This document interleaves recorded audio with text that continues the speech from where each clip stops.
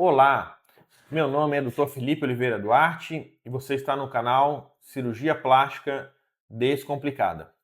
Se gostar desse vídeo, lembre-se de se inscrever no canal, apertar no sininho. Se tiver alguma dúvida, estamos à disposição para responder nos comentários do vídeo. Hoje vamos falar especificamente no preparo do paciente de cirurgia plástica em relação ao peso. Existem vários preparos em relação à questão vitamínica, reposição de vitaminas, o preparo na questão de inflamação corporal, mas aqui a gente vai falar especificamente em perda de peso. Antigamente, quando eu comprei pela primeira vez um livro de cirurgia plástica estética do Fall Nahai, na época eu era residente de cirurgia plástica ainda, havia um capítulo ali sobre perda de peso e emagrecimento. Ali falava claramente para o cirurgião plástico não se envolver com o emagrecimento dos pacientes, porque o índice de fracasso era tão alto que isso prejudicaria a própria imagem do cirurgião plástico. E realmente, naqueles tempos, a falha na perda de peso e emagrecimento era muito alta.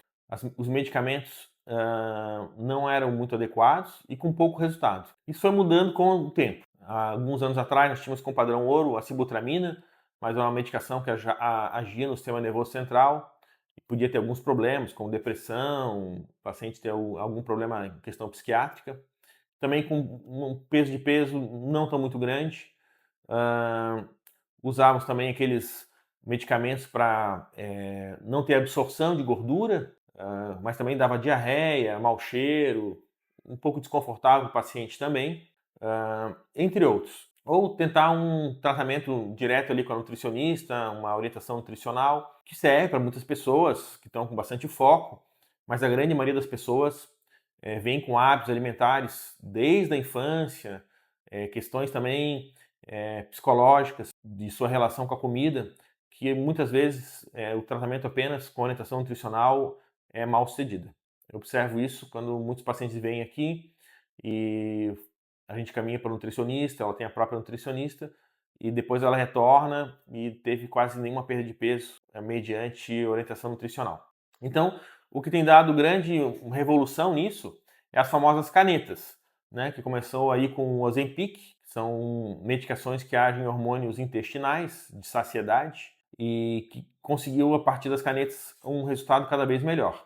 O Ozempic, algumas pessoas conseguiram um bom resultado e alguns, mesmo com o Ozempic, acabam não chegando àquele resultado que gostariam.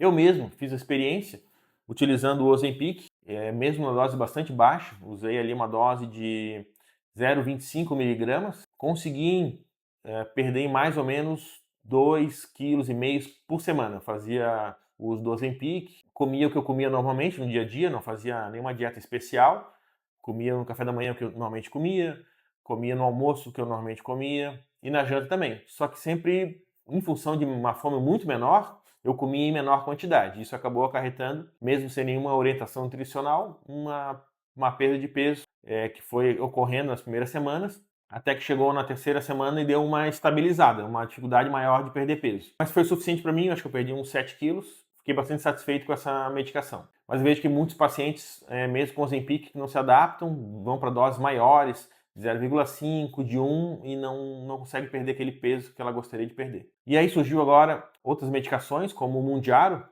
com resultado ainda muito melhor. Nos estudos do Mounjaro, fala que a pessoa pode perder em um ano até 14% do peso corporal. 14%, uma quantidade bastante grande de perda de peso, e a gente observa um resultado dos pacientes ainda mais efetivo do que com o Ozempic. Também é uma forma de uma caneta, que aplica uma sessão, uma quantidade semanal no paciente, efeitos colaterais muito poucos, até menor do que o Ozempic. Isso vai estar revolucionando muito o emagrecimento. Esse resultado de 14% era o esperado com o uso do balão gástrico, que era um procedimento endoscópico, invasivo, colocava um balão dentro do estômago da pessoa, depois que tinha que tirar. Houve pessoas até que já tiveram até um óbito, morreram por causa do balão gástrico, então isso é uma verdadeira revolução. Mas a pergunta que é a seguinte, então é tão simples? A pessoa tem um problema de excesso de peso e aplica o Ozempic e pronto? Então, basicamente não precisa nem de médico, simplesmente pode aplicar em qualquer local? Não é bem assim. Porque existe um grupo de pacientes que eles têm um problema psiquiátrico. Existe um diagnóstico que está lá no DSM, que é um manual de diagnóstico psiquiátrico, que se chama compulsão alimentar. E esses pacientes, a melhor medicação não é o Ozempic, não é o Mounjaro, porque eles podem até perder o peso no uso da medicação, mas logo após emagrecer eles vão readquirir esse peso. E mesmo uma orientação alimentar não vai ser suficiente, porque ele tem um problema de compulsão alimentar que mesmo uma orientação psicológica, nutricionista, não é suficiente. Então, o que a gente faz? Como a gente diagnostica e trata esse paciente?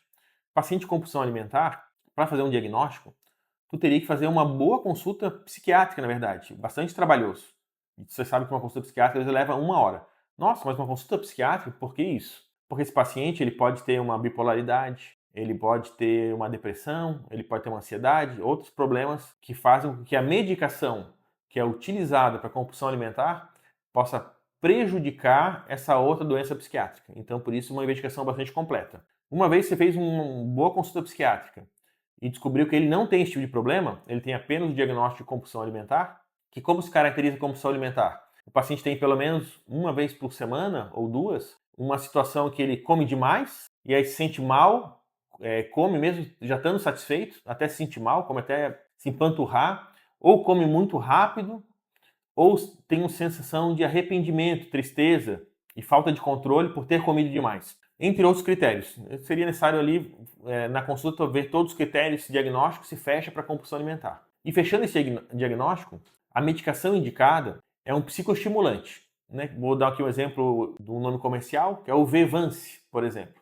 que é um remédio que é utilizado também para transtorno do TDAH, que é o transtorno de hiperatividade ou desatenção. É a mesma medicação que é utilizada para o TDAH. E essa medicação ela é um psicoestimulante. Então ela faz com que a pessoa controle essa compulsão, porque essa compulsão alimentar, na verdade, ela ocorre porque a pessoa tenta, com essa ingestão alimentar, ela compensar a falta de adrenalina e dopamina que ela tem no cérebro. E ela vai ser compensada como? Com o uso dessa medicação. Essa medicação ela repõe essa dopamina e adrenalina do cérebro e a pessoa não tem necessidade de ir na comida fazer essa reposição que ela normalmente faz.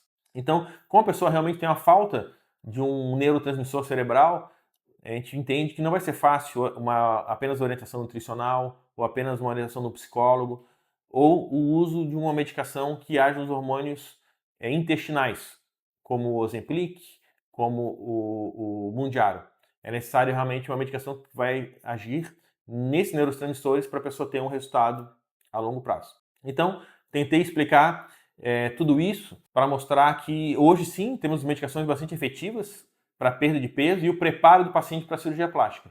Então é muito interessante, o paciente quer fazer uma cirurgia plástica, mas a gente observa que ele tem o excesso de peso, que precisa melhorar para ter um bom resultado estético, e essa perda de peso também vai melhorar a parte inflamatória, que também é algo que a gente quer melhorar antes da cirurgia plástica, como a glicemia, o paciente está inflamado pelo excesso de peso, excesso de gordura. Então hoje sim, temos bons medicamentos, bom resultado, e hoje aquilo que estava escrito no livro de cirurgia plástica do Fold Nahai, que não vale a pena a gente tentar ajudar um paciente a perder peso antes de uma cirurgia plástica, deixa de ser verdadeiro, e hoje é uma verdade, é que a gente deve sim ajudar e preparar esse paciente o melhor possível.